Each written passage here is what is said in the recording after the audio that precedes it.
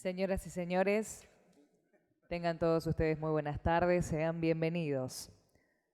El 25º aniversario de la primera publicación de la revista Estudios Sociales es el motivo que nos convoca para compartir el panel Diálogos sobre Historia y Política y presentar la edición número 50. Preside este encuentro el señor rector de la Universidad Nacional del Litoral, arquitecto Miguel Irigoyen. Lo acompañan los señores decanos de las Facultades de Ciencias Jurídicas y Sociales, abogado Javier Haga, y de Humanidades y Ciencias, profesor Claudio Lizárraga, además del señor secretario de Extensión Universitaria, ingeniero Gustavo Menéndez. Agradecemos en esta tarde la presencia de quienes nos acompañan, señores decanos, secretarios, consejeros sociales y demás autoridades de la Universidad Nacional del Litoral, autoridades y funcionarios del Gobierno de la Provincia de Santa Fe y del Gobierno de la Ciudad de Santa Fe, legisladores provinciales, concejales, representantes de fuerzas vivas, colegios de profesionales y entidades intermedias, estudiantes, docentes, investigadores, no docentes y público en general. A continuación escucharemos la palabra del señor rector de la Universidad Nacional del Litoral, arquitecto Miguel Irigoyen. Buenas tardes a todos. Muchas gracias por acompañarnos a este encuentro con motivo de los 25 años de la revista de Estudios Sociales y de la edición de su número 50. En realidad los protagonistas de hoy son el panel que van a subir aquí inmediatamente después de este inicio, a quien particularmente quiero agradecerles, a los señores Darío Roldán, a Enrique Macés, César Tachi, también a su director Hugo Quiroga, y como creo que ese panel es el protagonista, yo simplemente quiero recordar algunas cosas que me parecen importantes. En el año 91, cuando se edita el primer número, estábamos viviendo las universidades un momento muy particular. No solo estábamos iniciando la década del 90, sino que también teníamos la energía propia del retorno democrático. Y en aquel momento, la Universidad del Litoral se encontraba también en una encrucijada.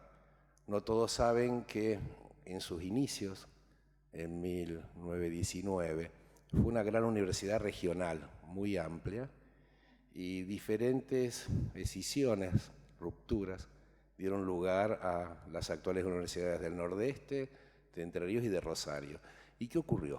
Finalmente, de ser un espacio múltiple, muy plural, con casi todas las disciplinas, nos encontramos con una universidad bastante restringida, simplemente 2 facultades, algunos institutos y un puñado de carreras.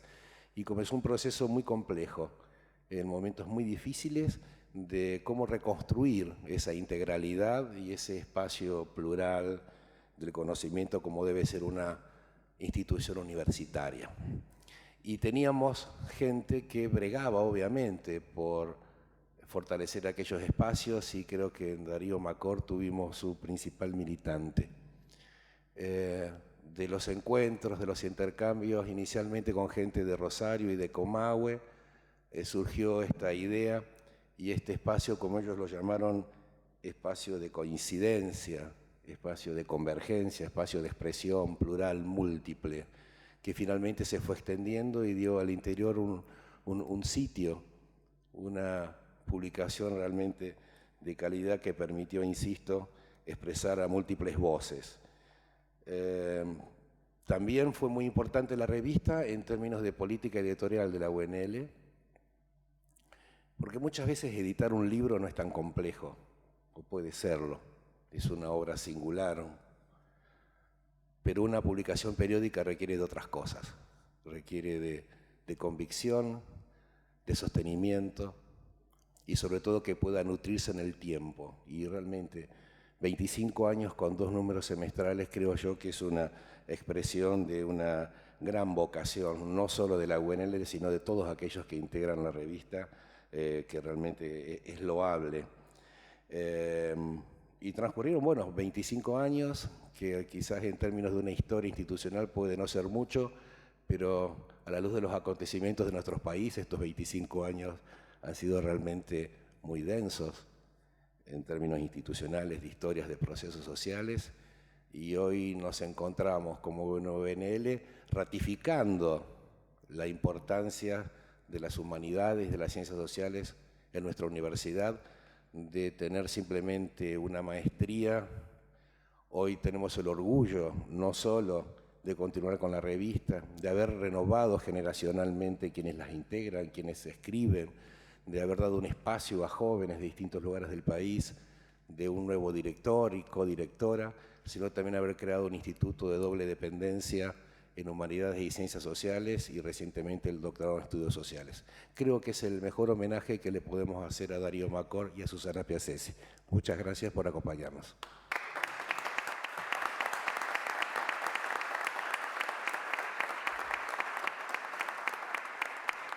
Agradecemos las palabras del señor rector. Invitamos ahora a las autoridades del estrado a ubicarse junto al público para dar inicio al panel. Invitamos para ello a quien será el coordinador del mismo, el profesor Hugo Quiroga, y a los panelistas, profesor Darío Roldán de la Universidad Torcuato Di Tella, profesor César Cachet de la Universidad Nacional de Córdoba y el profesor Enrique Macés de la Universidad Nacional del Comahue. Les agradecemos a todos por acompañar esta propuesta y los dejamos en compañía del profesor Quiroga para la presentación del panel Diálogos sobre Historia y Política.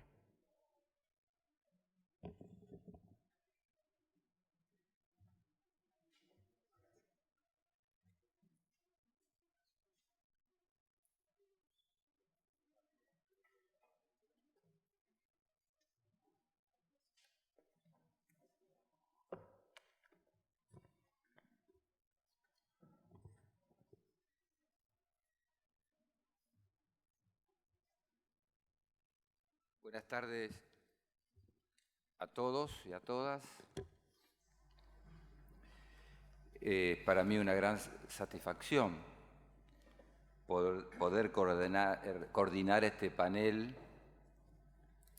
titulado Diálogo sobre Historia y Política, que en realidad es un panel que está organizado como consecuencia de la celebración de los 25 años de la revista Estudios Sociales, que justamente coincide con la edición número 50 que acaba de ser publicada.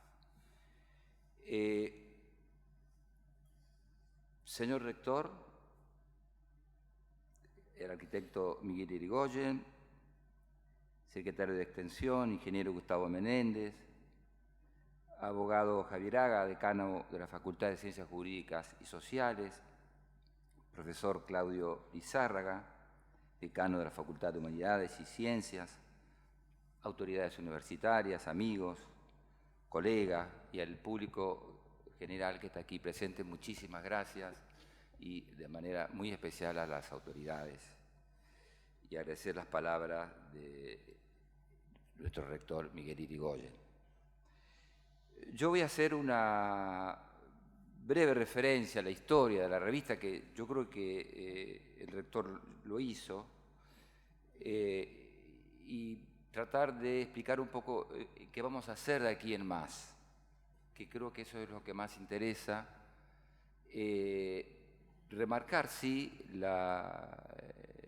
su génesis, la génesis de la revista, para luego dar paso a los panelistas que me acompañan en esta mesa, que son miembros del Consejo Asesor de la revista.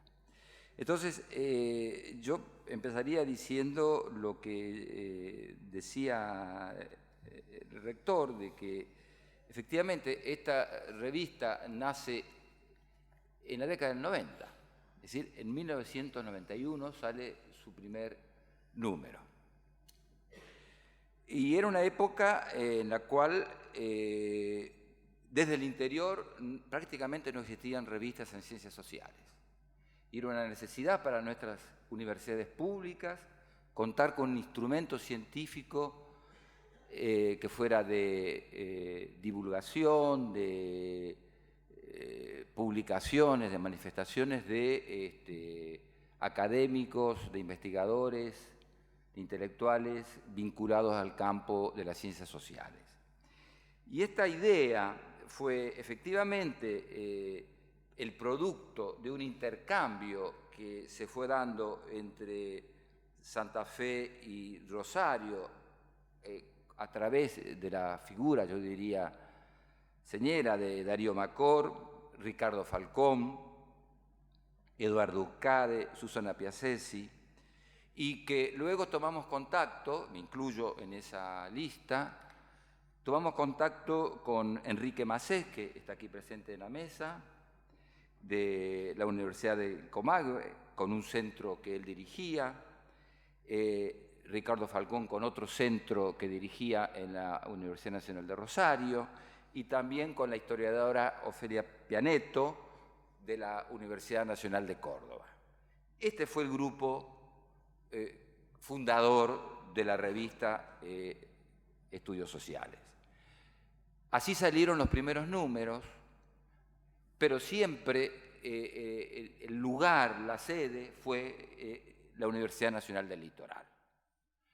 Al poco tiempo, nuestra universidad se hace cargo en su totalidad de la revista, y tuvimos desde el inicio un director histórico, yo diría, Darío Macor, desde 1991 hasta el 2013, fecha de su fallecimiento, y que después hemos tenido una serie de circunstancias que fueron muy bien resueltas por el rector anterior, Pablo Cantar, y ahora por nuestro rector actual, Miguel Irigoyen, acompañado, por supuesto, por los dos decanos de las facultades de Derecho, o Jurídica, las facultades de Ciencias Jurídicas y Sociales, la Facultad de Humanidades y Ciencia, y quiero rescatar enormemente todo el apoyo de Gustavo Menéndez, desde su secretaría, y también Ivana Tosti, que desde siempre nos ha apoyado. Y en su momento, yo quiero también decir que nos apoyó mucho José Luis Volponi.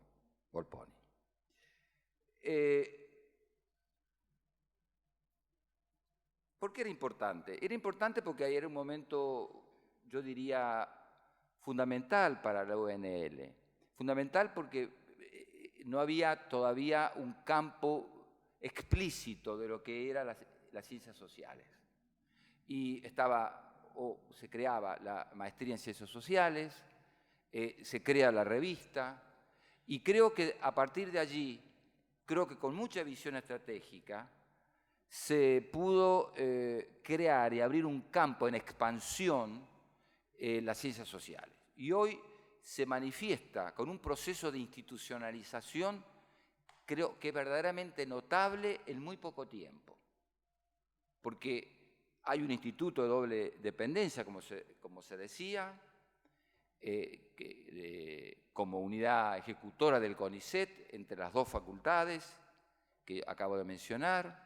Hay un doctorado en Ciencias Sociales, está la maestría en Ciencias Sociales, está la revista de Estudios Sociales, y creo que esta es una expresión de un proceso de institucionalización que revela una estrategia que fue, digamos, el resultado de un esfuerzo y de aquellos que en su momento pensaron que se podía hacer. Entre ellos, yo digo, incorporo a Darío Macor. Yo creo que la revista alcanzó un desarrollo nacional y un reconocimiento mejor nacional e internacional, fruto del esfuerzo de sus miembros, de sus integrantes y del apoyo incondicional que tuvimos desde la UNL. En 25 años nunca dejó salir un número. Y esto es algo raro, es algo que no es que debería ser normal, pero no lo es. De manera consecutiva, Estudios Sociales estuvo en la calle, estuvo a disposición de los centros de investigación, de las facultades, de los investigadores. Solamente en el año 2002 salió un solo número, fruto de la crisis del 2002, pero fue verdaderamente un número doble real en sus páginas. quiere decir que si hoy tenemos aquí el número 50, es porque se sacó y festejamos los 25 años de la revista, porque consecutivamente salieron 2 números por año. Y este es el número 1, el primer número de la revista, y esto me enorgullece muchísimo. De manera consecutiva, de manera consecuente, de manera rigurosa. Y es por eso que creo que estamos atravesando hoy en la revista un momento muy especial. Y por eso la reunión que hemos tenido con los miembros del comité asesor esta tarde, antes de venir acá, hemos estado reunidos. De nuevo agradezco a las autoridades por todo este esfuerzo, para efectivamente hacer o someter a la revista una revisión crítica y a una, yo creo, confrontación lúcida con sus consecuencias, tanto las deseables como las no deseadas, para preservar esa herencia del pasado y proyectar la revista hacia el futuro. Lo que vimos en esta reunión de la tarde, que no estábamos iniciando una segunda época, que en definitiva lo que estábamos haciendo era una reafirmación, una reactualización, una renovación de un proyecto colectivo de cientistas sociales que yo acabo de mencionar en sus orígenes y que efectivamente estamos viendo la necesidad de reimpulsarla, porque se trata de una formidable herramienta de comunicación científica, un instrumento de promoción del debate académico, de interpelación intelectual, porque el pensamiento no es uno, sino múltiple. Y lo hacemos en un momento especial, decía, porque hemos perdido muchos de los miembros fundadores de la revista.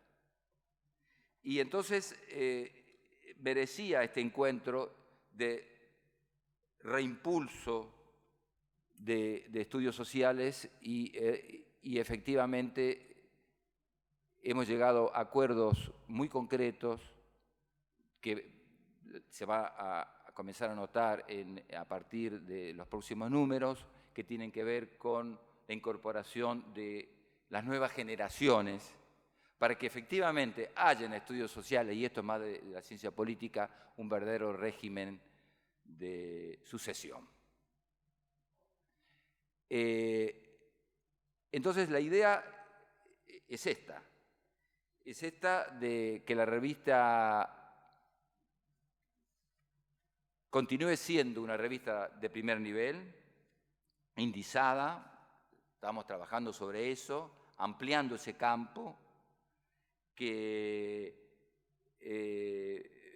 para ello encontramos el apoyo total de las autoridades y esto nos llena de satisfacción. Entonces, yo quiero decirles que el espíritu finalmente es el mismo que constituyó esta revista en sus orígenes. La actitud era de siempre, retomar cada día esta labor sabiendo que es interminable. Además, sabiendo también que la ciencia no es el coto privado de unos pocos individuos, ni bebe de una sola fuente, ni se construye a partir de los dogmas de una determinada autoridad. Ese fue el espíritu de creación de estudios sociales. Por tanto, un espíritu colectivo, plural, crítico, un proyecto intelectual universitario. Eso fue estudios sociales y se afianzó en su propósito, ganó prestigio académico en el campo de las ciencias sociales. Este es el desafío que tenemos por delante en este nuevo relanzamiento y continuar con la aventura del pensar y de hacer, es decir, de profundizar esa relación recíproca entre los conceptos y la investigación empírica. Por eso yo diría bienvenido este reto renovado de estudios sociales. Luego de estas palabras, que me toca como director de la revista y que vamos a tener una codirectora, que sí quiero anunciarles, que va a ser la doctora Natacha Bacola, que es uno de los acuerdos a los que llegó el Consejo Asesor Editorial de la revista esta tarde. Y es lo que hemos estado hablando recién con el rector y las demás autoridades. Bueno, la otra función, diríamos, es la de ser coordinador de este panel, de los miembros del Consejo Asesor. Yo les decía que el título del panel es Diálogos sobre Historia y Política, en el marco de los 25 años de la revista de Estudios Sociales y de la edición número 50. Los tres panelistas, vuelvo a repetir, son miembros del Consejo Asesor y cada uno hará una presentación de 20 minutos. Yo no quiero ser tan estricto, pero puedo levantar la manito, hacer alguna seña, como tarea tan ingrata que hace un coordinador de algún panel. Y voy a presentarlos en el orden en que van a hablar. El doctor César Kach es doctor en Historia por la Universidad Nacional de Córdoba, profesor titular en el Centro de Estudios Avanzados de la misma universidad, investigador principal del CONICET, director de la Maestría en Partidos Políticos y director de la revista Estudios del CEA de la Universidad Nacional de Córdoba. El título de su intervención es Historia y Memoria a 200 años de la Declaración de la Independencia y 98 de la Reforma Universitaria. Luego, el doctor Enrique Macés, doctor en Historia por la Universidad Nacional de Buenos Aires, profesor titular e investigador en la Universidad Nacional del Comahue, es director del doctorado en Historia de esa universidad y también director de ese grupo de estudios en Historia que fue el grupo fundador también de la revista. El título de su intervención es La historia política regional, el escenario patagónico. Y finalmente el doctor Darío Roldán, que es historiador, doctor en estudios políticos por la Escuela de Altos Estudios en Ciencias Sociales de París, es magíster en Ciencias Sociales de Flaxo, profesor asociado en la Universidad Torquato Di Tella y es investigador independiente del CONICET. El título de su intervención, ellos lo podrán recordar después si necesario, Epitafio para la idea de revolución. ¿Estamos bien? Bueno, muchísimas gracias y le paso la palabra a César Kach.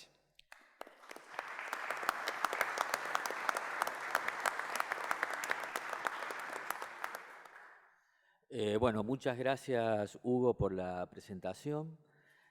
Aprovecho también para expresar mi gratificación interna, mi profunda gratificación interna por este acto que marca una continuidad con la obra pionera, con eso que comenzó como una aventura intelectual de 4 o 5 personas en 1991. Y creo que hoy, el acto de hoy, las reuniones de hoy, son una especie de puente de plata entre el legado de Darío Macor y también de Susana Piazzesi y las nuevas generaciones que se incorporan a la dirección de la revista. Bueno, realmente oportuna es esta invitación a disertar a partir de la relación entre historia y política. Hace pocos años, el gran historiador español Santos Juliá publicó un libro que se llama Elogio de la historia en tiempos de memoria. Elogio de la historia en tiempos de memoria. Y no faltaban razones para ponerle este título a un libro. algunas veces sostuvo que Argentina era un país de memoria frágil y corazón versátil. Pero lo cierto es que en las últimas décadas experimentamos en Argentina, pero también en muchos otros lugares del mundo, una suerte de exaltación de la memoria. Exaltación de la memoria con sus lados luminosos, pero también con sus lados oscuros o menos luminosos. Han confluido para favorecer esta exaltación de la memoria, que no significa necesariamente una exaltación de la historia como disciplina histórica, varios factores. Primero, la idea de la memoria como instrumento de transformación del presente. La ausencia de un sujeto histórico, en el viejo sentido que el marxismo otorgaba a esta expresión, condujo a otorgarle a la memoria potencialidades revolucionarias y transformadoras. La quiebra de los grandes relatos favoreció la sustitución de la ideología por la memoria y por las políticas de la memoria. Segundo, el pensamiento posmoderno, con su visión de la disciplina historia como una de las tantas formas de rememoración que tiene el ser humano, esta reducción de la historia a una narrativa más, su disolución como una disciplina que supone un conocimiento crítico del pasado, operó y opera como mecanismo de legitimación de usos y abusos de la historia. El pasado pasó a ser una suerte de repertorio del que cada uno puede extraer su fragmento preferido para resignificarlo en función de los intereses del presente. En tercer lugar, ciertas inflexiones del giro lingüístico, es decir, de aquellas concepciones que consideran a la política como una región del lenguaje, porque si la política es una región del lenguaje, es fácil inferir que la historia también puede ser una región del lenguaje. En cuarto lugar, contribuyeron a esta exaltación de la memoria, no necesariamente en el mismo sentido de una exaltación de la historia como conocimiento crítico del pasado, como disciplina, influyeron las políticas estatales de construcción de identidades colectivas. Al calor de las luchas contra el neoliberalismo en la Argentina, o por la independencia de Cataluña en España, o contra un mundo occidental concebido como satánico en regiones de Asia y África, se ha registrado una participación activa de instancias estatales en la construcción de memorias orientadas a configurar identidades colectivas funcionales a determinados proyectos de poder político. En relación a estas concepciones, habría que señalar que el rescate de la memoria para la construcción identitaria puede ser matriz de conocimiento, sí, pero también puede ser matriz de silencios.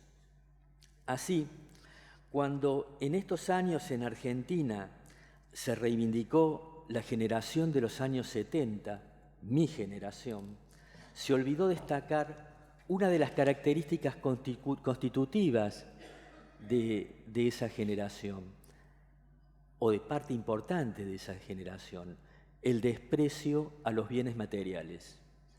El hombre nuevo que soñaban el Che Guevara y Camilo Torres eran la antítesis del hombre corrupto y corruptible, porque no había revolución sin moral revolucionaria.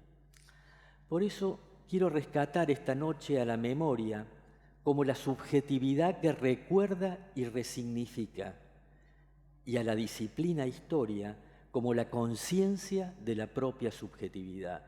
La objetividad en historia es la conciencia de la propia subjetividad, y esta conciencia implica un trabajo, que es el trabajo del historiador.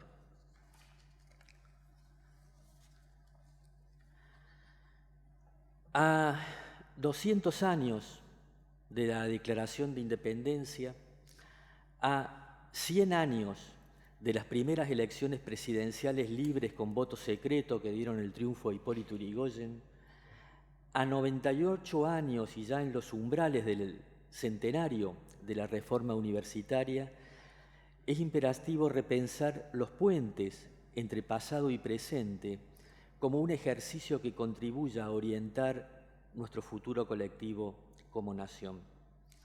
Ciertamente, hace 200 años no existía un sentimiento de nacionalidad unívoco. La identidad nacional estaba en proceso de construcción. En ese periodo germinal se podía constatar la coexistencia no exenta de tensiones de múltiples identidades. Se podía ser español-americano frente a los españoles peninsulares, rioplatense frente a lo peruano e inclusive porteño frente a lo cordobés. Por eso era difícil apelar como mecanismo de legitimación a un pasado étnico o un subsuelo de raíces históricas orientadas en un único sentido. Más bien, la nación era concebida como el producto de la acción y de la voluntad de los actores, el resultado de la voluntad política de sus asociados. Y lejos de cualquier visión romántica o edulcorada, suponía un proceso atravesado de tensiones internas que mucho tenían que ver con el clivaje entre el centralismo y las tendencias autonómicas que luego cristalizaron a partir de 1820 en estados provinciales. En este punto, conviene recordar que la palabra argentino, derivada de un poema de Martín del Barco Centenera de 1602, equivalía, en la segunda década del siglo XIX, solamente a rioplatense. El argentino era el rioplatense o el bonaerense o incluso un español peninsular avecinado en Buenos Aires. El vocablo Sudamérica, empleado en la convocatoria del Congreso de Tucumán, expresaba la indefinición del momento respecto a cuáles serían las provincias que se incluirían. Ni las provincias del litoral ni la banda oriental, alineadas con Artigas en conflicto con el directorio, formaron parte del Congreso. Su abstención era un mensaje que delataba la incapacidad para procesar las tensiones entre federalismo y centralismo. Tampoco estuvo ausente la tentación monárquica, una monarquía temperada, como diría Belgrano. El clivaje entre monarquía y república distaba de estar resuelto.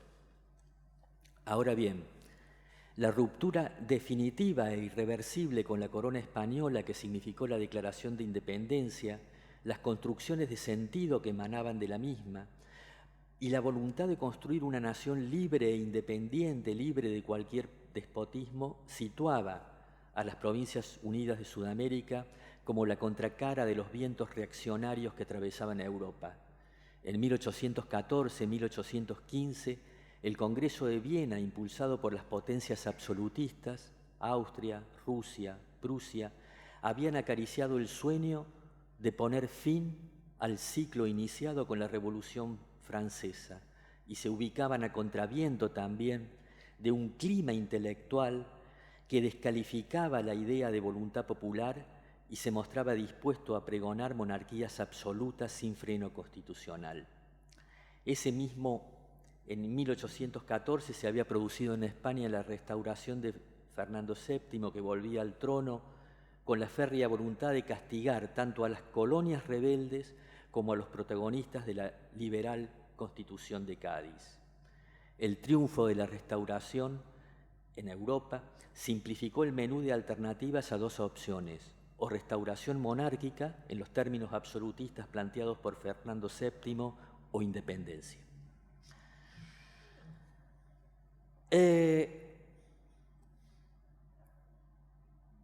Empero, 100 años después del grito de independencia de 1816, los argentinos celebramos las primeras elecciones presidenciales con voto secreto de la historia electoral argentina. Nacía en nuestro país el régimen democrático. Democracia y república se entrelazaban. Ese mismo año nació en Córdoba la semilla de la reforma universitaria, la Asociación Córdoba Libre, que presidida por Arturo Orgaz incluía entre sus promotores a figuras como Deodoro Roca y Saúl Taborda. Estas primeras experiencias de unidad en el compromiso intelectual fueron como una marca de origen que no se redujo al movimiento contestatario de 1918, sino que pervivió varias décadas. En 1925, Deodoro Roca intentó organizar con el apoyo de los intelectuales cordobeses la Unión Latinoamericana para coordinar, señalaba, la acción de escritores, intelectuales y maestros de América Latina en la lucha por la reafirmación de la democracia, la abolición de los privilegios económicos, la nacionalización de las fuentes de riqueza, la eliminación de la influencia de la Iglesia en la vida educacional y la extensión de la educación gratuita, laica y obligatoria. Ese mismo año de 1925, en que Deodoro Roca fundó esta organización de intelectuales latinoamericanos, el radical sabatinista y futuro gobernador de Córdoba, Santiago del Castillo, pasó a presidir la FUC, la Federación Universitaria de Córdoba. En la década del 30, a la sombra de la Guerra Civil Española, la FUC, guiada por el reformismo universitario, lideró la lucha antifascista. Si en el siglo XIX los patriotas de la independencia respondieron al desafío de la restauración conservadora que provenía de Europa, el movimiento contestatario de 1918 surgió de las brumas de la Gran Guerra, nombre con el que sus contemporáneos denominaron a la Primera Guerra Mundial. El egoísmo rapaz de las rivalidades interimperialistas, el fracaso del pacifismo y, sobre todo, el uso de la técnica al servicio de la muerte masificada reflejó en la inmolación de la juventud en kilómetros de fosos en las trincheras, la invención y el uso de las ametralladoras, los tanques y los gases asfixiantes parecían poner en cuestión las bases mismas de los sistemas políticos liberales o incipientemente democráticos. Este estado de conmoción ideológica y honda crisis espiritual que marcó la posguerra tuvo diversas manifestaciones. Se percibía en las cartas que Román Roland escribía a Gandhi, insistiendo en la necesidad de un cambio profundo en la manera de vivir. En la generación perdida de la literatura norteamericana, en esa atmósfera en la que Steinbeck desarrollaba sus novelas de protesta, Hemingway sus relatos sobre la derrota del esfuerzo humano o Dos Pasos sus amargas críticas sociales. En América Latina, esa crisis de valores fue resignificada al calor del influjo del antiimperialismo ético espiritualista de las nuevas vanguardias estéticas, desde el nicaragüense Rubén Darío hasta el uruguayo José Enrique Rodó o el cordobés Saúl Taborda. Sus críticas al imperialismo se asociaban a la exaltación de una espiritualidad genérica y genuinamente americana, opuesta y superadora de los valores mercantilistas y materialistas del mundo anglosajón. El clima intelectual que acabo de describir permite comprender la dimensión latinoamericana de la rebelión cordobesa. En 1919 estalló el movimiento de la reforma universitaria en Lima y Víctor Raúl Haya de la Torre, convertido en su líder, lo condujo a la victoria. Como corolario, la celebración en 1920 del primer Congreso Nacional de Estudiantes del Perú en las alturas del mítico y místico Cusco dio lugar a la génesis de las universidades populares, que tuvieron como maestros a estudiantes avanzados y como discípulos a obreros de vanguardia. Los movimientos universitarios de América Latina asumieron con renovado énfasis la lucha por la autonomía y el cogobierno de las casas de estudio, así como la renovación en los métodos y contenidos de la enseñanza en función de un proyecto que, si bien difuso, era concebido como alternativo al orden político-social vigente. El pensador peruano Juan Carlos Mariátegui reconocía: el movimiento estudiantil que se inició con la lucha de los estudiantes de Córdoba por la reforma de la universidad señala el nacimiento de la nueva generación latinoamericana. La gran impugnación de 1918 se forjó en un arco iris de filones de pensamiento cuyas vetas heterogéneas iluminaban un liberalismo abierto a una transformación radical de la sociedad y de la cultura. La exaltación de Sarmiento, Mariano Moreno y la Revolución Francesa, acompañado de la entonación de la Marsellesa en las manifestaciones que recorrían el centro de la ciudad de Córdoba, ponían al descubierto la matriz liberal sobre la que se constituyó inicialmente el movimiento reformista.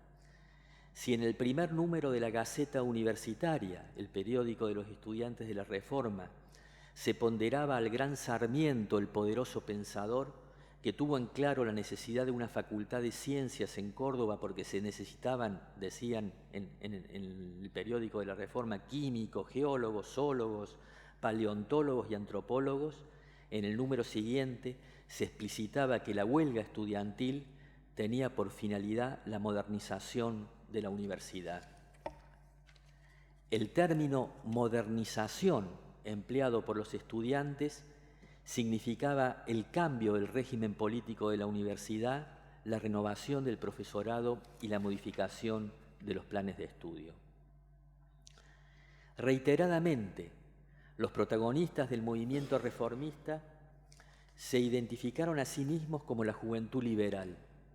El liberalismo era percibido como la antítesis de la inquisición intelectual y moral que torturaba la libertad de pensamiento.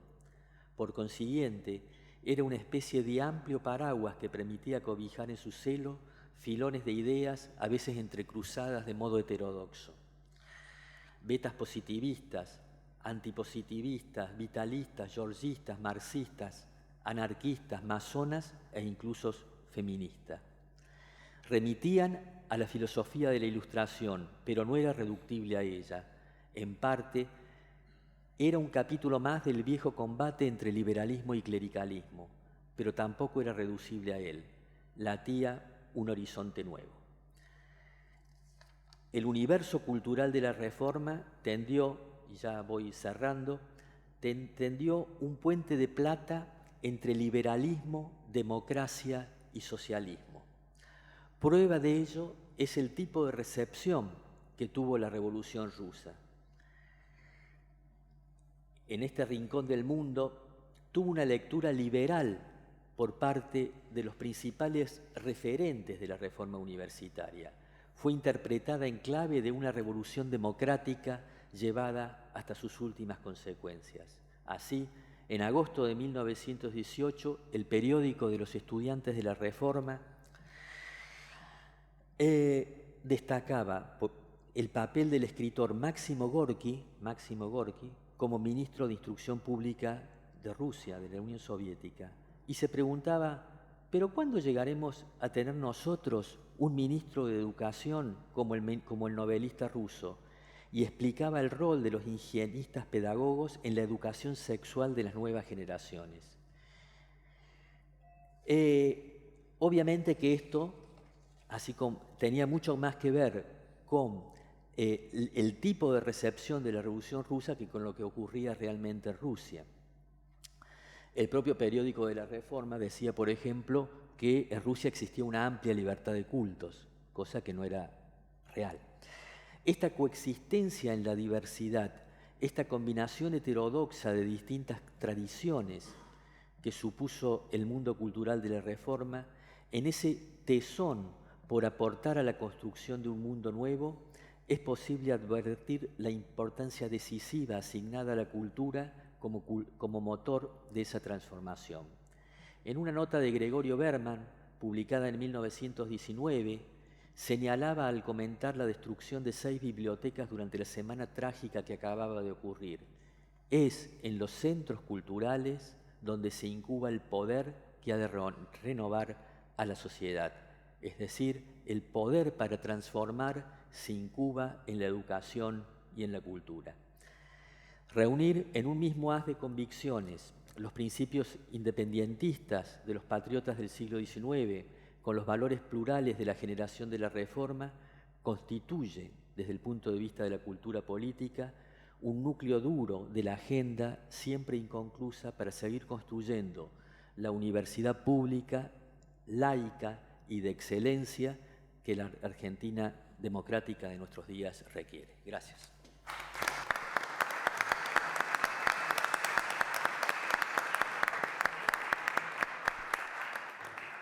Bueno, le cedemos la palabra a Enrique Macés. Buenas tardes.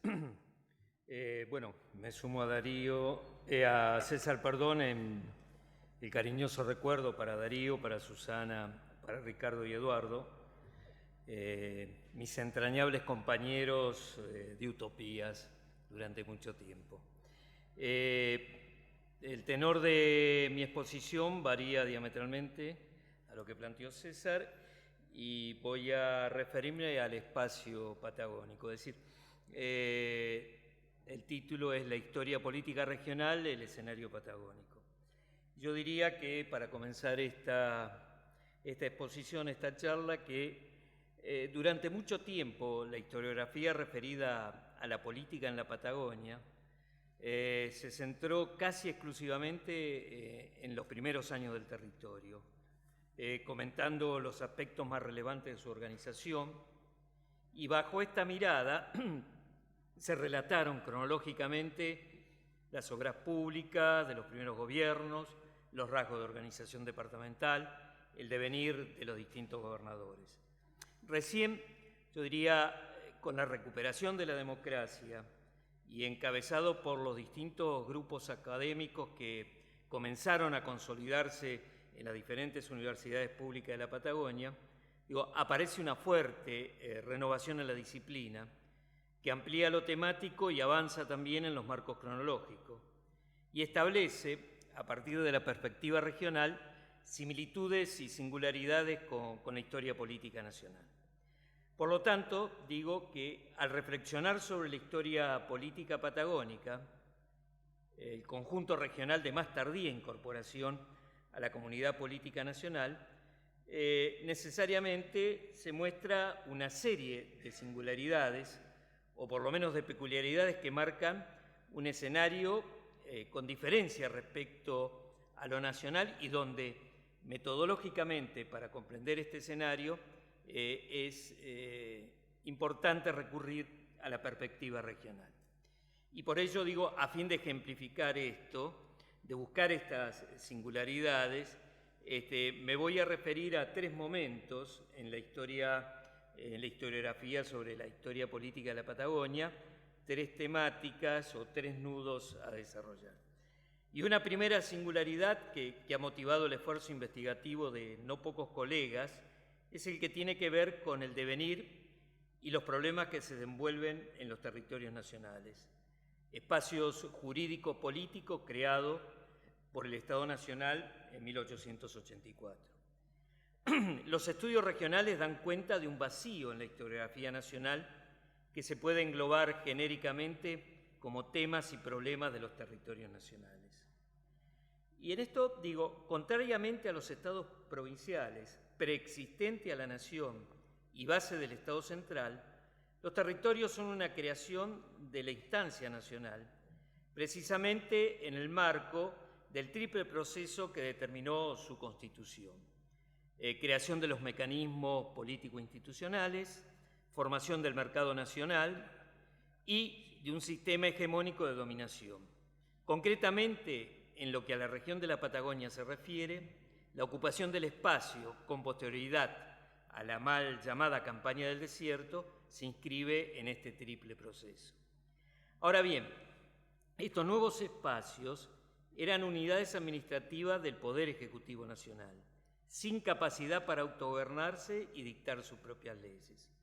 Sus habitantes no tenían derechos políticos, salvo la capacidad de elegir autoridades municipales en aquellos poblados que alcanzase el estatus de municipio. Esta restricción al ejercicio de la ciudadanía política, que se extendió hasta la provincialización, este proceso que va de 1951 al 55, implicó que la población de estos espacios estuviera compuesta por habitantes más que por ciudadanos. La limitación en la capacidad para elegir y ser elegido se manifestó en la exclusión de las contiendas electorales nacionales, quedando a las instituciones locales, es decir, los consejos municipales o los juzgados de paz, como el ámbito exclusivo para el ejercicio de los derechos políticos. Sin embargo, esta marginalidad no impedía que los habitantes de los territorios gozaran de las libertades políticas, libertad de expresión, de asociación, de participación, de información, movimiento, necesarios para el ejercicio de la ciudadanía política, como bien sostiene Guillermo Donne. Y entonces esto nos lleva a considerar las instancias formales e informales de participación y expresión que deben ser merituadas para un análisis orgánico del ejercicio de los derechos y libertades políticas de la ciudadanía. Pero, paradójicamente, al mismo tiempo, la búsqueda de ciudadanía es un objetivo prioritario de estas sociedades territorianas y es a la vez un proceso que corresponde a un doble movimiento. Desde abajo, por la lucha de los sectores excluidos, que pretenden tener o ampliar sus derechos, y desde arriba, por la acción del Estado que genera políticas modernizantes o conservadoras a lo largo de todo el periodo. Y esto va marcando claras singularidades con la política nacional. Un segundo nudo que yo he elegido tiene que ver con la irrupción del peronismo en un escenario periférico, con actores y demandas diferentes. En efecto, es muy común leer en una extensa bibliografía que podríamos denominar ya clásica, que se refiere a esta temática y que es anterior a la aparición del libro que compilaron César y Darío sobre la construcción del peronismo en la Argentina periférica, que en esta bibliografía clásica plantea que el peronismo es un proceso que se inicia a mediados de la década del 40 y va a integrar a la clase trabajadora al sistema político, entendiendo por trabajadores casi exclusivamente a los del mundo urbano, principalmente obreros industriales localizados en Buenos Aires y en las grandes ciudades del litoral. Curiosamente, esta descripción, este escenario, para nada aparece en el mundo patagónico. Es decir, en buena parte de los territorios patagónicos es precisamente la escasa presencia de trabajadores urbanos y prácticamente la inexistencia de obreros industriales dentro del mundo del trabajo regional la característica distintiva. Sin embargo, también en estos lugares el peronismo va a integrar la esfera de lo político a sus habitantes, especialmente, y donde mayor inserción tiene, es en los sectores populares rurales. Efectivamente, crianceros trashumantes, peones de estancia capitalizados, fiscaleros y hasta las comunidades indígenas se sienten reivindicados, incluidos en la sociedad política y por ende identificados algunos de ellos por primera vez con un movimiento político como es el peronismo. Pero también otros sectores de la sociedad territoriana se sienten incluidos en la esfera de lo político en tanto y en cuanto el peronismo le permite modificar las características de su participación y aún más, avanzar en su inserción en la política formal y constituirse en ciudadanos de pleno derecho, como no lo habían podido ser hasta ese momento, simplemente por ser habitantes de territorios nacionales. En este sentido, el peronismo pone en marcha en los territorios patagónicos un proceso singular que culmina con la politización ampliada de la sociedad patagónica. Politización cualitativamente distinta respecto del pasado del territorio, debido a que no solo permitirá el ejercicio ampliado de los derechos ciudadanos, sino que posibilitará la expresión en el plano político de relaciones que se fueron construyendo desde lo social. Por lo tanto, la afirmación de Daniel James de que la era peronista consistió en la integración de la clase trabajadora en una comunidad política nacional y un correspondiente reconocimiento de sus estatus cívico y político dentro de esa comunidad, es válido también para la Patagonia. Pero yo diría, la definición es más amplia, va más allá, porque también, incluye, en el caso de los territorios patagónicos, al conjunto de los habitantes de ese territorio que ingresan a esa comunidad, haciendo efectivo el universo de los derechos. De tal manera, que el peronismo obraría como un instrumento eficaz para integrar no solo a los trabajadores de la Patagonia a la esfera política, sino también al conjunto de la nación. Con su accionar intenta integrar desde lo territorial la nación, planteando una igualdad en términos de ciudadanía política que hasta ese momento se mostraba inexistente. En definitiva, y para el escenario patagónico, el peronismo se presenta como constructor de ciudadanía, de comunidad política, y que en el plano de lo institucional va a rematar con todo el proceso de provincialización que se da los primeros años de la década del 50. Y finalmente, la tercera singularidad que me quiero referir, o el tercer nudo, se desarrolla a partir de la transición democrática de 1983, lo que plantea, por lo menos, para la Patagonia Norte, una excepcionalidad en términos de predominio político. Excepcionalidad que se da a partir de que ambas provincias que integran la Patagonia Norte, la de Neuquén y Río Negro, durante casi 3 décadas se mantuvieron en términos de contienda electorales fuera del país peronista. Es la única región que está fuera del país peronista. En estas 2 provincias, durante todos estos años, el peronismo nunca fue gobierno. En Neuquén, el MPN, un partido provincial, se mantiene hegemónico, no solo durante los 30 años, sino hasta actualmente. Y Río Negro, el radicalismo, es el que ejerce el poder hasta el 2011. El carácter hegemónico del movimiento popular neuquino merece algunas consideraciones específicas. En principio, por ser un caso excepcional del escenario federal, en la medida que el Partido Provincial de Neuquén arribó al año 2003, a la etapa de recuperación democrática, sin conocer crisis terminales, ni alejamiento del gobierno, ni riesgos severos cuando jugó su suerte en las sucesivas contiendas electorales y que se extiende hasta el presente. Esta historia tuvo su punto de partida en 1963, como partido neoperonista, y su fórmula exitosa regresa en 1973, siendo uno de los pocos distritos donde un partido provincial triunfa sobre el Frejuli. En Neuquén, Perón perdió. Allí, en Neuquén, ganó el movimiento popular neuquino. No solo perdió el Frejuli, perdió Perón también. El acto eleccionario de 2015 consagra el carácter dominante del movimiento popular neuquino como partido a nivel nacional hacia el fin del gobierno del doctor Alfonsín y la emergencia del liderazgo de Menem, haciendo posible la autonomización de no pocas filiales fuertes en la provincia y en los municipios.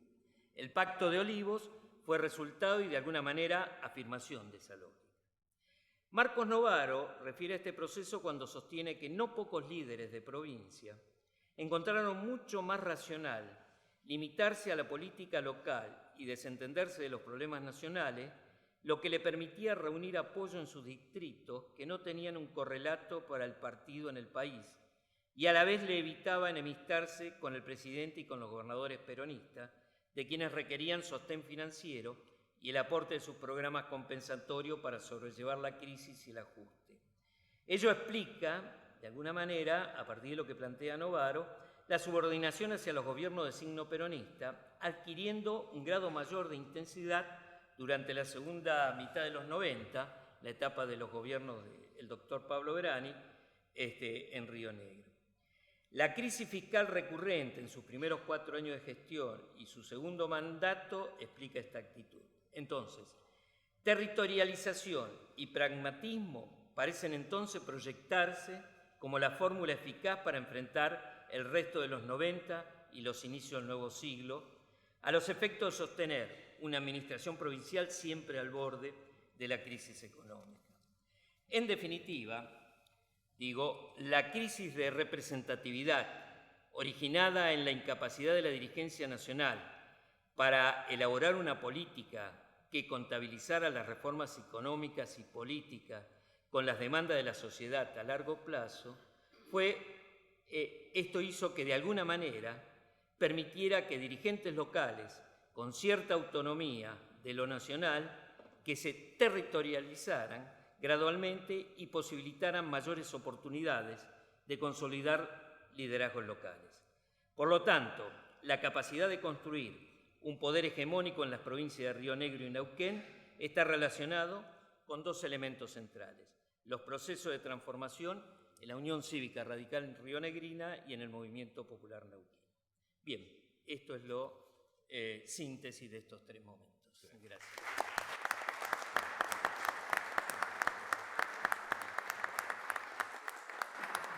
Bueno, en el uso de la palabra para su intervención, Darío Roldán. Bueno, buenas tardes a todos. Bueno, antes de empezar quería agradecer a las autoridades de la universidad y a los amigos y colegas de estudios sociales que hicieron posible esta reunión. En relación con el diálogo sobre historia y política que se nos había propuesto como tema para esta presentación, yo querría hacer un pequeño agregado. Yo me referiré, en todo caso, a algo que podríamos llamar diálogo entre historia, política y revolución. El título es mejor que el texto. Es epitafio para la idea de revolución. Tres grandes libros: La Revolución Francesa, de 1965, Pensar la Revolución Francesa, de 1978, y La Revolución, 1988, esconden una misma inquietud acerca de la emergencia de la modernidad política. François Furet, su autor, desplegó en ellos una reflexión de largo aliento que lo condujo a conceptualizar la cuestión de la revolución, ya no solo como un acontecimiento particular de la historia francesa o de la historia europea, sino como un concepto ordenador del mundo contemporáneo. Quisiera evocar rápidamente algunas de sus principales ideas con la finalidad de cernir el desenvolvimiento de esta conceptualización para derivar en la enunciación del fin de la revolución. En 1965, Furet publica La Revolución Francesa. Es un libro que, podríamos decir, comienza como una sinfonía labrusiana, es decir, la historia social primero, luego la historia política, una descripción escueta de la sociedad del antiguo régimen y una historia política acontecimental para desbrozar el recorrido de la revolución. Los autores se mueven, para decirlo rápidamente, entre la interpretación de Michelet, que había escrito sobre la revolución a mediados del siglo XIX, y la interpretación de Jaurès, que había construido una de las interpretaciones socialistas más relevantes a principios del siglo XX, y lo hacen con la ayuda de Labrousse. Recurriendo a una antigua distinción entre una revolución conducida por las élites políticas y una revolución popular que había irrumpido a partir del asalto de las Tullerías, ambos autores, Furet y Richet, descomponen el proceso revolucionario en tres movimientos. En primer lugar, el movimiento de Versalles, los diputados. En segundo lugar, el de las capas urbanas, sobre todo parisinas. Y, en tercer lugar, el movimiento de los campesinos. Tres movimientos que coinciden en la coyuntura revolucionaria, pero que no debían ser confundidos, no formaban parte del mismo proceso. A esta dinámica que separa lo que se había confundido como parte de la revolución, Furet lo llamó el derrape de la revolución. Inscripto en el debate más general acerca del totalitarismo, Pensar la revolución, escrito 10 años después, aproximadamente en 1978, constituye un hito en la polémica con el marxismo e inaugura una asociación perdurable con un gran autor francés del siglo XIX, Alexis de Tocqueville. Omito el largo debate con la interpretación jacobina porque este no es el propósito en estas notas. La originalidad del libro reside en la utilización de dos visiones más bien sombrías de la revolución, Tocqueville por un lado y Cochin por el otro, para refutar la historiografía marxista. Con Tocqueville, Furet interroga la idea de la continuidad. La revolución no había constituido una ruptura radical con el orden antiguo, puesto que a través de la revolución había perdurado el antiguo reino de la administración y de la burocracia, heredados en el surco de la monarquía absoluta. Tocqueville también lo conduce a discutir el vínculo entre la ruptura revolucionaria que los actores y la historiografía les habían acordado y la continuidad que Tocqueville había encontrado sumergida bajo esta ruptura. Tocqueville subraya el crecimiento progresivo del poder monárquico y de la centralización administrativa, que corre en paralelo con la impotencia de la nobleza para mantener su antiguo poder. Incompetente para unirse y recrear una nueva alianza política o para impedir la instalación del despotismo administrativo, la nobleza no pudo mudar de forma. Con Cochin, Furet indaga el rol de las sociedades de letras del siglo XVIII. Si bien Tocqueville había desentrañado la dimensión inédita de la continuidad del proceso de centralización, había sido incapaz de explicar la dinámica revolucionaria. Furet descubre en la obra de Cochin una explicación para esa radicalización y aún más para la aparición del jacobinismo, es decir, de la verdadera cultura democrática. Para Cochin, la explosión revolucionaria que separa 1788 de 1794 no nace de los conflictos económicos o sociales, sino de una dinámica política, más aún de un tipo de socialización de círculos literarios, logias masónicas, academias, organizadas sobre la comunión ideológica y manipulada por los aparatos. Sus miembros se han despojado de cualquier peculiaridad social para formar parte de un grupo igualitario solo aglutinado por sus ideas.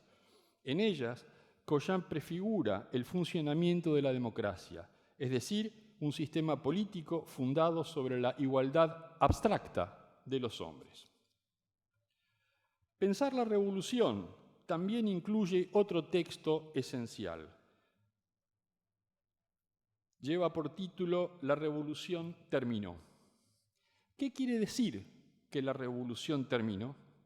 Por un lado, implica que la sociedad francesa se ha reconciliado con un conjunto de instituciones luego de un siglo de ensayos que habían incluido varias repúblicas, varios imperios y varias monarquías. Pero terminar la revolución también implica una constatación. La revolución ya no ordena la cultura francesa como en el siglo XIX o incluso como en buena parte del siglo XX. Por último, además implica un objetivo. Es imprescindible ir más allá de la de la celebración o la execración, que son dos grandes formas de conmemorar, con la finalidad de poder conceptualizar, de pensar la revolución, es decir, de hacer entrar la revolución en la historia. Con esa finalidad, Furet busca trabajar la despolitización de la historia de la revolución a través de tres procedimientos. Separarse de la relación emocional del acontecimiento, desembarazarse de la contractura mecánica de la explicación monocausal y reubicar la revolución en una temporalidad mucho más larga. Pensar la revolución, además, exigía poner en marcha una operación intelectual diferenciada de la narración, de la enunciación de sus causas, de la discusión acerca de la diferente contribución de los actores sociales. Así, para entrar en la historia, paradójicamente, la revolución debía abandonar la historia, pero también la memoria. Esta operación intelectual, esta conceptualización de la historia revolucionaria, exige comprender la certeza de los actores acerca del cambio radical que la revolución introducía. Es allí donde Furet reencuentra una vez más la lucidez de Tocqueville en haber problematizado la ruptura en nombre de la continuidad histórica, como si la ilusión de la ruptura radical con el tiempo no fuese sino eso, una ilusión.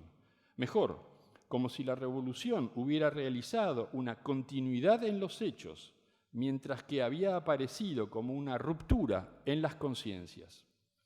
El precio de este esfuerzo de conceptualización que proponía Furet bajo la forma de pensar la revolución podría definirse como la capacidad de hacer entrar definitivamente la revolución en la historia, de disociar la revolución de la narración de la historia francesa para constituirla como un episodio fundante de la política democrática.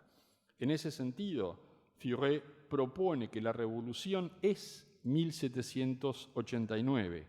Pensar la revolución para inscribirla en una reflexión acerca del surgimiento de la política democrática solo era posible luego de que la radicalización del proceso revolucionario hubiese sido rechazada.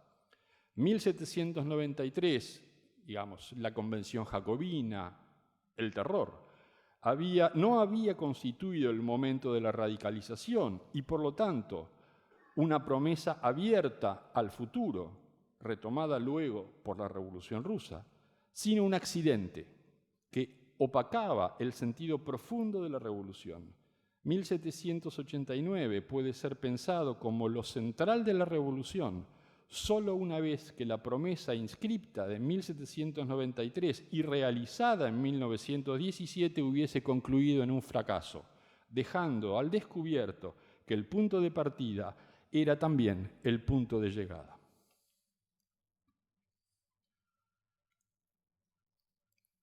En 1988, Furet publica La Revolución. La perspectiva ha cambiado. Furet ahora acentúa la interpretación de la larga duración de un ciclo. El objetivo es evidente. Lo que le interesa es la conceptualización del objeto de Revolución Francesa en su despliegue en el siglo XIX. Ese despliegue llegó a su fin con el consenso institucional en torno de la República.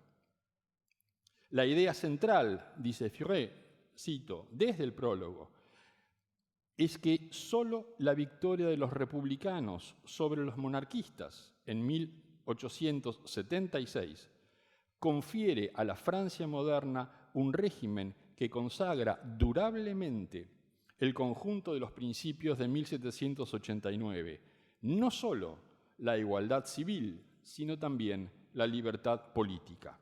Pero al mismo tiempo, la entrada a puerto de la revolución a través de la síntesis republicana se desdobla en la idea de que el fin de la excepción francesa se hace visible en el primer septenato de Mitterrand, gracias a la conciliación entre el socialismo y el mercado y a la adhesión de los católicos y marxistas a la Quinta República.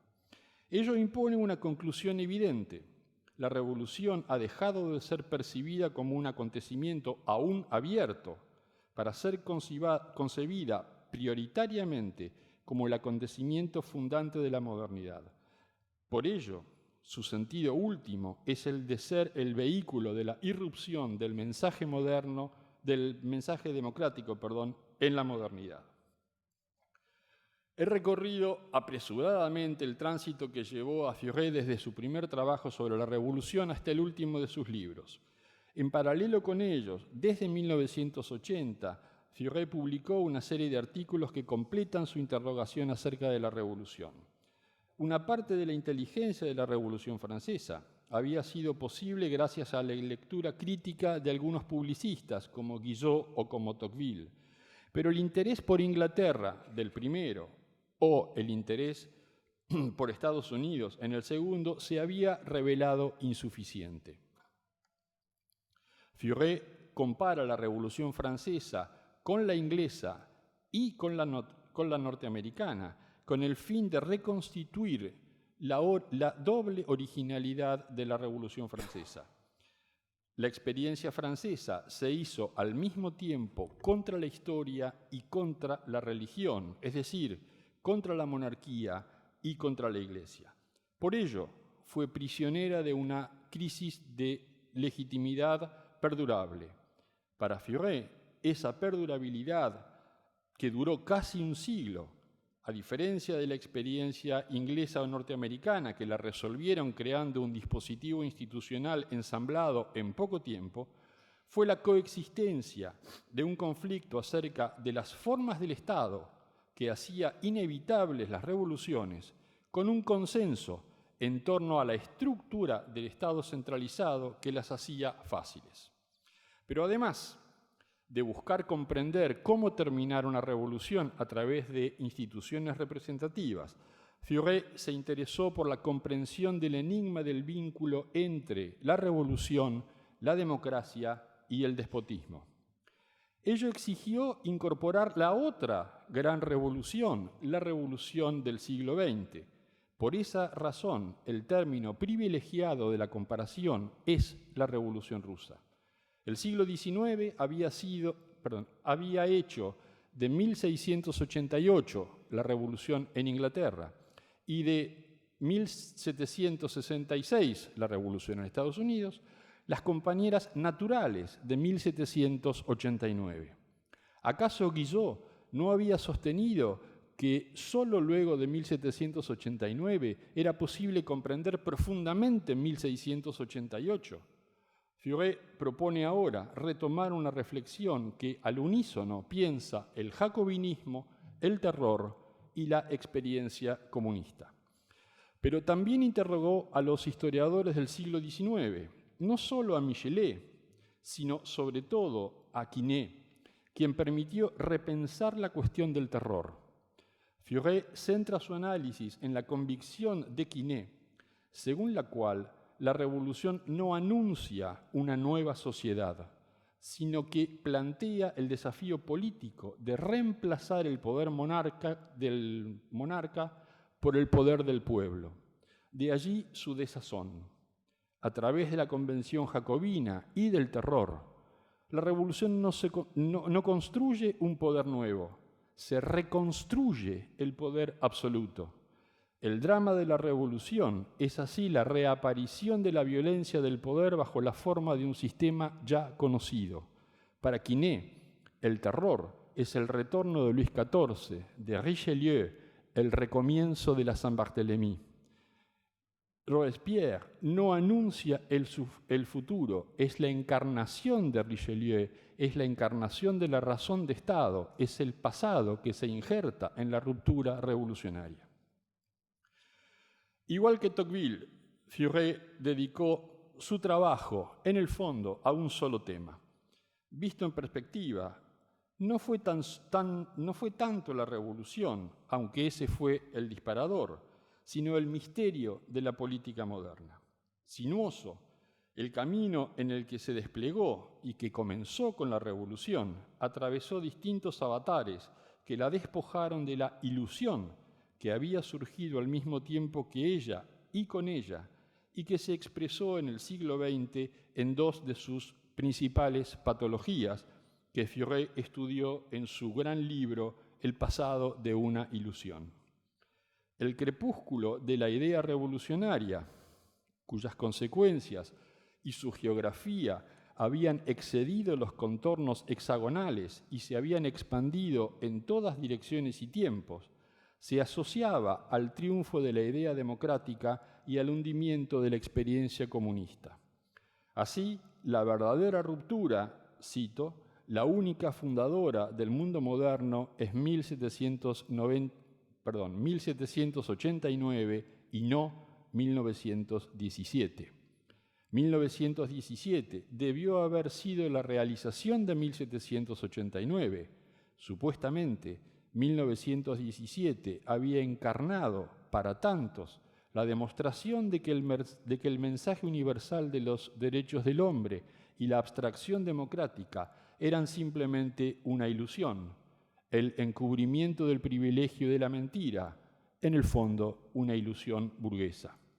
El hundimiento de la experiencia comunista reflotaba para Furet esos principios de 1789, convertidos ahora en el futuro de 1917. La estrella de octubre, cito a Furet, que se apaga, deja ver la de 1789, que ella había creído apagar. La idea democrática, señala Furet, es el futuro de la idea socialista. Con la clausura de la posibilidad de que 1917 complete a 1789, una parte de la historia parece haberse cerrado. Se abre así otra, en la que la democracia se encuentra frente a ella misma. 1789-1989, ida y vuelta, es el título de un artículo de Furet, había anticipado esta idea. Escrito en el momento del bicentenario de la Revolución, para Furet se hizo evidente que la Revolución había dejado de ser una promesa que anunciaba metafísicamente, o mejor aún, religiosamente, el porvenir. La Revolución terminó. No solo la Revolución americana, o francesa, o rusa, la revolución tout court, la revolución en todo sentido. Esa convicción reclama interrogar la revolución de una manera novedosa, productiva y, por así decir, histórica.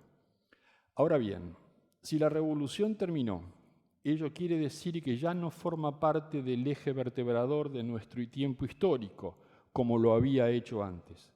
Se clausura entonces la idea de revolución. Con ella, la modalidad del cambio revolucionario surgido en los años de las primeras revoluciones, según la cual era posible cambiar la sociedad a través del Estado y hacer un hombre nuevo a partir de la política. Esta clausura implica que se nos escapa una imagen cálida y acogedora del futuro. Ahora bien, esta convicción nutrió buena parte de nuestra visión acerca de la historia y de su sentido, no solo de nuestra manera de entender el pasado, sino sobre todo el porvenir. Ese porvenir, antes disponible, ya no puede ser cernido ni anticipado por ninguna utopía, no solo porque nos hemos alejado de la idea revolucionaria. La revolución como modalidad privilegiada del cambio ha sido desplazada por el mensaje democrático que ella contenía y el consenso democrático con la que se la ha reemplazado deja despejado todo porvenir. De ese modo, ese porvenir se reencuentra con una dimensión azarosa que la revolución finalmente había querido domeñar. Sin duda es el fin de la historia, pero precisamente es el fin de una historia que había sido pensada como su contrario, como un tránsito temporal del cual no se conocía el detalle, pero sí su sentido, y que, por lo tanto, unía pasado y futuro. La política y el azar se conjugan para dar cuenta de la futilidad de la ilusión constitutiva de la política moderna de haberse impuesto la tarea de conducir la historia. La historia redescubre su sentido, esencialmente narrativo, a la espera de una mejor comprensión de su nuevo rol. Nuestra concepción del tiempo de la historia se anudó con la revolución, con la convicción de que era posible descubrir una inteligibilidad a la ruptura inesperada que la revolución había provocado y que tantos filósofos de la historia buscaron colmar a lo largo del siglo XIX, con la convicción revolucionaria de que es posible rehacer el pasado a voluntad. Frente al ocaso acendrado de esa convicción, que ordenó nuestra manera de mirar el tiempo y en particular el futuro, es difícil no abrumarse. Ahora que la revolución terminó, los historiadores están frente a un desafío mayúsculo. Gracias.